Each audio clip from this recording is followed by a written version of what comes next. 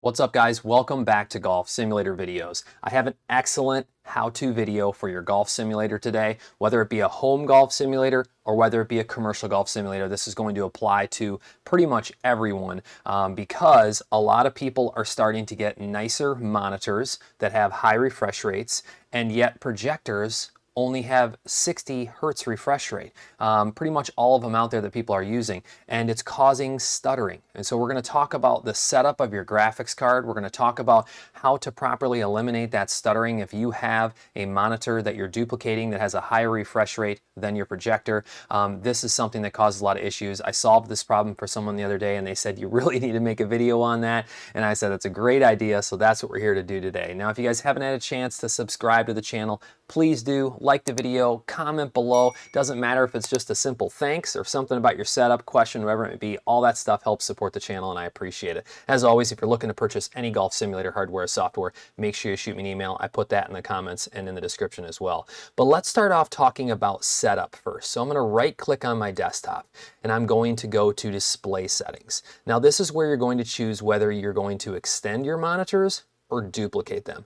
Most people are duplicating them from the people that I talk to because they like coming over to the computer and controlling what's on the projector rather than having to look at the projector to control the software. But some people are actually doing extended as well. Now, what's the difference? Duplicated is going to show that monitor that's identical as your projector. All right, and then extended is going to allow you to basically have two individual screens. So you could throw, for instance, the Unicore View software on your desktop PC monitor, and then you could throw your golf simulator software on your projector. And I'm going to take this down to the basic stuff, guys, because that viewer reminded me that so many people are not computer people. I mean, they don't know how to set this stuff up. So I want to make sure I take everyone through the basics all the way through the details. You can see right here, multiple displays, either duplicate or extend them. I like duplicating them. I actually have a touch screen, so I walk over and I touch it and I control all of my golf simulator software. I actually have a third screen that I put the rest of the stuff on.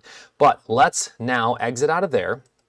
Let's right click on the desktop and go to the NVIDIA control panel.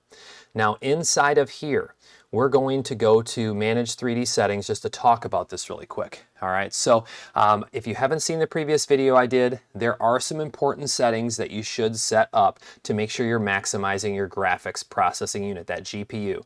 Now, that is probably the most important thing inside of that PC to run Golf Simulator software smoothly.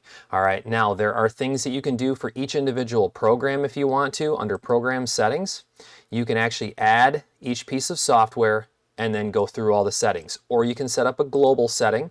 The most important one is if you have an onboard graphics card. Under CUDA GPUs right here, sometimes it has the onboard selected and it's not utilizing that more powerful graphics card that computer might have inside of it. So you want to make sure that that's selected. I have an RTX 3090. The guy that called me had a 3080, was still experiencing these problems, and I'm going to explain why here in just a second. All right, now down here you'll see it says max frame rate. Now that's on 60 frames per second.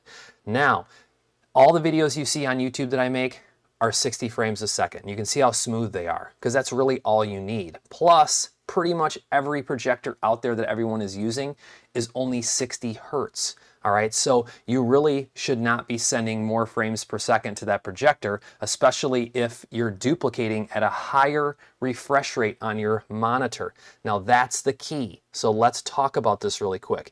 All right, now I'm going to go to, where is that in here? I believe is it change resolution? Yes, it is.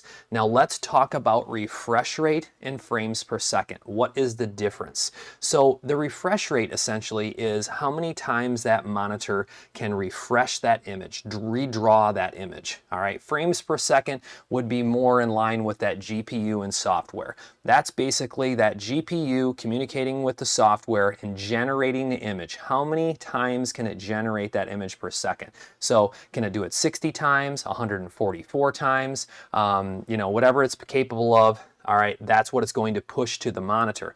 Now, if you have two monitors, all right, you'll see here, for instance, my LG, if I turn this on before my projector, a lot of times it will default to 144 hertz. But my projector actually can't do 144 hertz. It needs to do 60. All right, and that's what causes the stuttering. So what do you need to do? You need to change your monitor to 60 hertz, and then you'll see that now your projector is at the proper refresh rate of 60 hertz. If you're trying to run a higher refresh rate on your monitor and it's duplicated to your projector, it potentially can cause stuttering. Now, what's interesting is sometimes it might not, depending on the software, but I'm seeing this all of the time and I'm resolving it for people, and this is exactly what it is. Now, what do I normally do?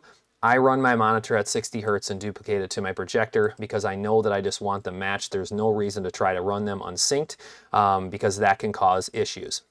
I'm going to simply hit apply. All right, once that's done, it's now going to lock both of those in at 60 hertz, and I'm good to go. So just understand that this is what could cause the stuttering in your software. You need to check this out if you're running dual monitors. Now, if these were not duplicated, you could run this monitor at 144 hertz with like the Unicore View software, like I said, and then you could run the Golf Simulator software on the left at 60 hertz. All right, so they're going to be running independently. But most people are duplicating, so that's why I wanted to point that out. Now, there are a lot of other settings, guys, that we could go over, and we'll try to do those in individual videos. If you have a recommendation or a question, make sure you put it in the comments below. I know people talk about custom resolutions and what happens when my projector is this format and then my screen's another format. There are a lot of different things you can do. All right, depending on your projector capability, maybe your computer capability, all those different things.